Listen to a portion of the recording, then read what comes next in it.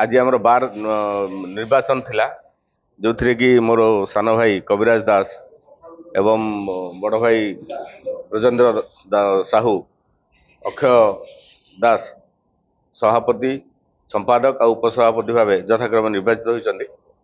यही निर्वाचन गोटे भाईचारा निर्वाचन थिला कौन सी दलगत भितर ये निर्वाचन नाला आम आम भितर गोटे बंधुत्वपूर्ण लड़ाई थिला जो थी कि भाई माने सभापति जी से 11 भोट एवं संपादक जी 17 भोट एवं धर्मगुड़ा उपसभापति निर्वाचित होती। तेणु मु समस्त पोलसरा वकिल संघर समस्त वरिष्ठ कनिष्ठ ज्येष्ठ एवं समस्त को यार श्रेयता देवी।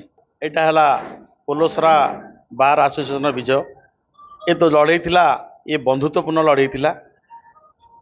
यही मु सभापति भाव नियुक्ति होला परे मु यही बार उन्नति पाई चेष्टा करी लॉयर्स फ्रैटर्निटी लड़ाई जारी रखी बार बेंच भितर कोडियल रिलेशनशिप रखी यही बार को आगू नेबारे मु कार्य करी बोली मु चेष्टा करी।